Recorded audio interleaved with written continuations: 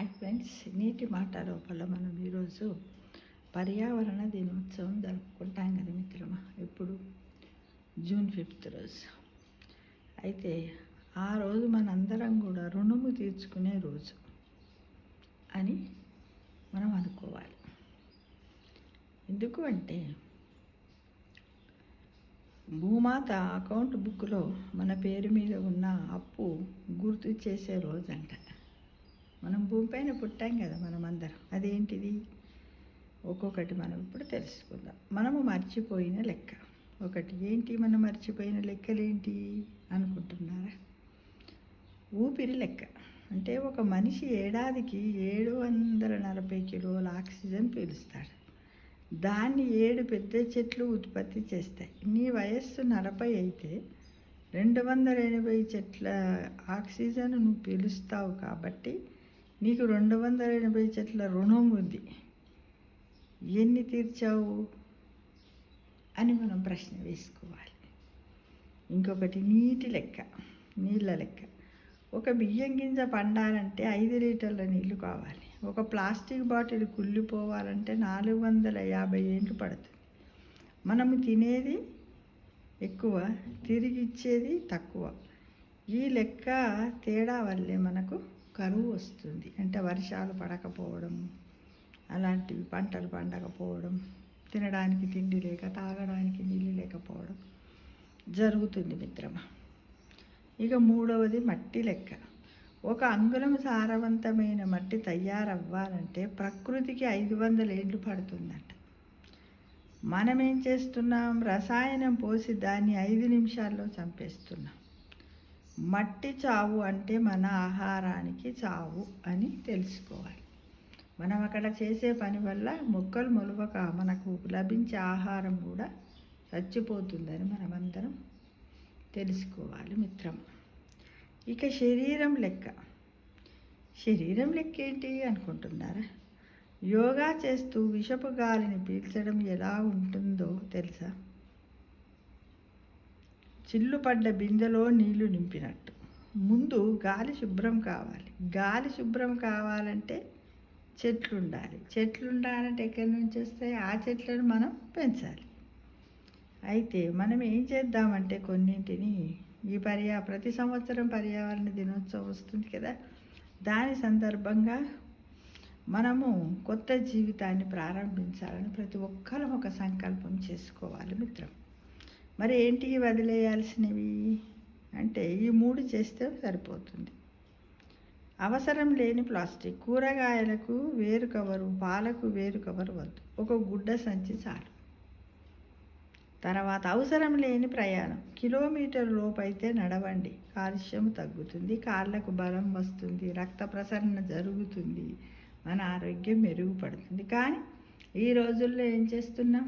Gate ముందు వాహనం ఎక్కుతున్నాం, gate ముందే దిగుతున్నాం. అంటే దీనివల్ల మనము పొల్యూషన్ పెంచుతున్నట్టే కదా. ఎలా?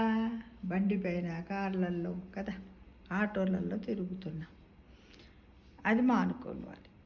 అవసరం లేని ఆహారం. ప్యాకెట్ ఫుడ్, మైదా, కూల్ డ్రింక్, ఇవి నీ శరీరానికి చెత్త, భూమికి కూడా చెత్త అని మనం అప్పుడప్పుడు బజార్లో కనపడ్డాయి ఎంగతి ఒకసారి అనుకుంటూ తింటూ ఉంటాం. తినకుండా ఎవ్వరం 100% ఉండలేము, తింటాం.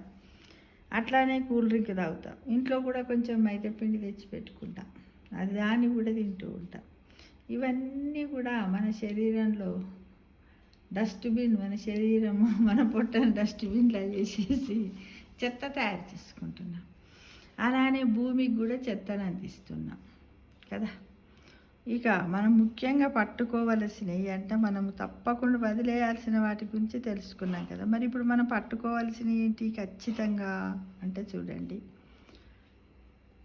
ఒక చెట్టు బాధ్యత.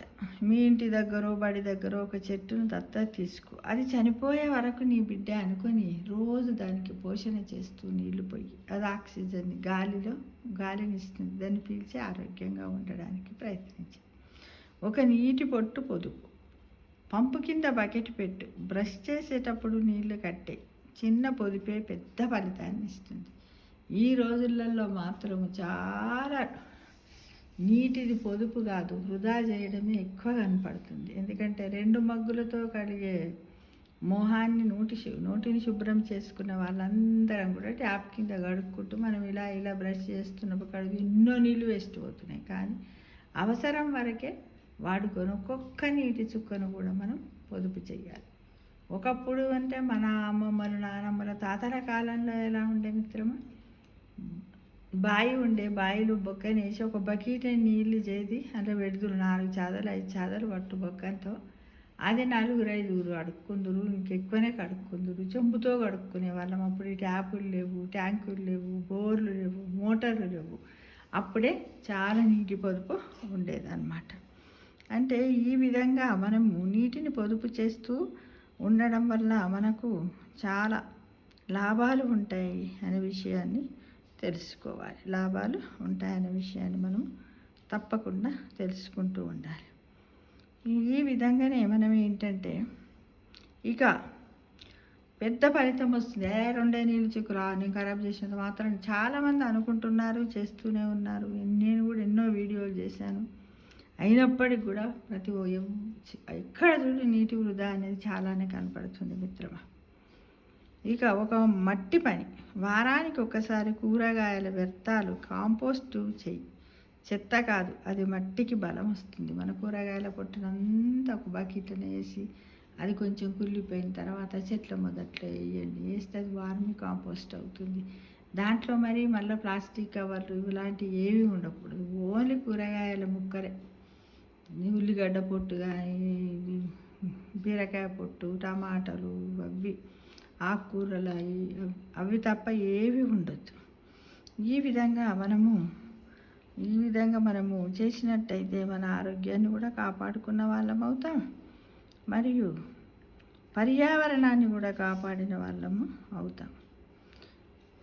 అంటే ఏంటంటే దీనివల్ల ఏమైతే మనం ఏం గుర్తుంచుకోవాలి, పర్యావరణం అంటే దూరంగా ఉన్న అడవి కాదు, నువ్వు నేను కూర్చున్న నేల, నువ్వు పీల్చే గాలి, నువ్వు తాగే నీళ్ళు, వీటిని కాపాడుకుంటే చాలు. భవిష్యత్ అంతా కూడా సురక్షితంగా ఉంటుంది.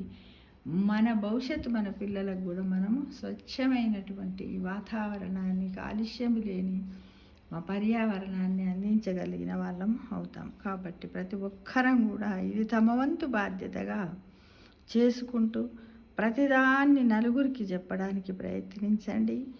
నలుగురితో చేయించండి, మీరు కూడా చెయ్యండి. ఎందుకు అంటే మనం మామూలుగా పుట్టినరోజు వచ్చిందని మనం ఏం చేస్తున్నాం, మధ్యకాలంలో అందరూ కేక్ కట్ చేయడం. కానీ అదే రోజు నీ వయస్సు అన్ని మొక్కలు నాటు. ఒకవేళ ఉదాహరణకు 40 సంవత్సరాలు 50 సంవత్సరాలు ఉన్నామనుకో, 50 చెట్లు 40 చెట్లు పెట్టు. అంటే పెట్టాలంటే స్థలం కావాలి కదా. అన్నీ లేకున్నా కనీసం 4-5 మొక్కలు జరిపితే అదే నిజమైనటువంటి వేడుక అని తెలుసుకో మిత్రం. ఈ భూమి మనకు ఆస్తి కాదు, మన పిల్లల నమ్మకం. ఆ నమ్మకాన్ని వమ్ము చేయకూడదు. ఇప్పుడేలే మనమందరం కూడా ఒక అడుగు ముందుకు వేసి ఒక మొక్క నాటి రేపటి తరం ఊపిరి నా చేతిలోనే ఉందని మనమందరికీ కూడా తెలియజేయాలి. ఆరోగ్య జీవన యాత్రను కూడా మనము ప్రారంభించిన వాళ్ళం అవుతాము అనే విషయాన్ని గట్టి సంకల్పంతో, ఇప్పుడు ఎలాగో June 5 అయిపోయింది, నెక్స్ట్ June 5 వరకన్నా మనం ఇలాంటిది వేసుకుంటే బాగుంటుంది అనే ఉద్దేశంతో ఈ వీడియోలు చేస్తున్నాను. ప్రతి ఒక్కరికి కూడా పర్యావరణ దినోత్సవ శుభాకాంక్షలు. చాలా వేసాను ఇప్పటివరకు వీడియోలు. అందులో ఇంకా కొన్ని విషయాలను కొంచెం ఇంకా చెబుతున్నాను. తప్పకుండా కనీసం మన ఏజ్ ఎక్కువ ఉంది కాబట్టి, స్థలం ఉండదు కాబట్టి, కనీసం పిల్లలతోటైనా ఒక చిన్న పూల మొక్కను లేకపోతే ఏదో ఒకటి మొక్కను పెట్టేయడానికి ప్రయత్నించండి. వృద్ధులతోటి కానీ అందరం కదా.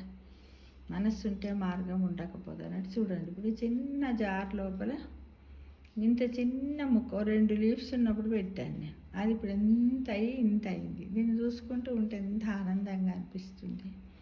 అలానే మనం చేసే ప్రతి పనిలో కూడా ఆనందాన్ని వెతుక్కొని సంతోషంగా ఆరోగ్యకరంగా జీవించడానికి మనం అందరం ముందుందాం. ప్రగతికి బాటలు వేసుకుందాం. పచ్చదనమే ప్రగతికి మెట్టు అనే విషయాన్ని మర్చిపోవద్దు. సస్యశ్యామలంగా మన మనస్సును ఉంచుకోవాలి, చుట్టుపక్కల వాళ్ళని ఉంచుకోవాలి, అందరినీ కూడా చల్లగా పచ్చగా ఉండాలని దీవిస్తూ మనము కూడా అందులోని ఆనందాన్ని వెతుక్కుంటూ సర్వే జనా సుఖినో భవంతు అంటూ జీవితాన్ని గడపాలి మిత్రమా.